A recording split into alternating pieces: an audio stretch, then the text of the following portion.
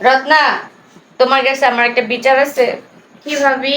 বলো। কি বিচার আবার রত্নার কাছে? খালি কথায় কথায় কান্নাকাটি। না, কথায় কই কান্নাকাটি করি? শোনো, তুমি আমাকে সেদিন কি বলছো?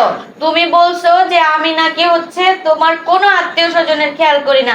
বলো, এটা কি সত্যি কথা? এটা মোটেও সত্যি কথা না। এটাই সত্যি কথা। না, আমি তোমার আত্মীয় স্বজনকে বহুত খেয়াল করি।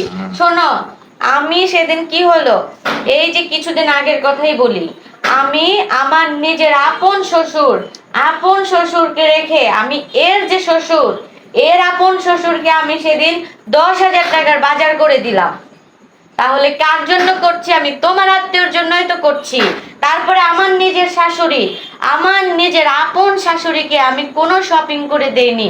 আমি তাকে শপিং না করে দিয়ে তোমার আত্মীয়, তোমার শাশুড়ি, তাকে আমি শপিং করে দিছি, তুমি জানো? তারপর আরো শোনো, আরো আছে। শুধু কি তাই?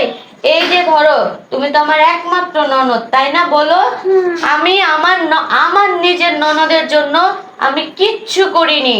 কিন্তু তোমার যে আপন, মানে এই শালি বলে, তাই তো? তোমার যে শালি, সেই শালিকে আমি, তোমার শালি আমাকে ফোন দিছে, ফোন দিয়ে টাকা চাইছে, তো আমি তো টাকা দিতে পারিনি।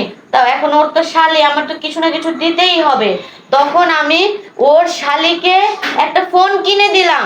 কি ফোন কিনে দিছো? সে আইফোন কিনে দিলাম আমি, প্রায় 1 লক্ষ টাকা ভাবি খরচ কি করে। বলে ভাইয়া এগুলা? ভাবি কি বলে? তাহলে তুমি বলো, আমি ওর আত্মীয়র জন্য করি না?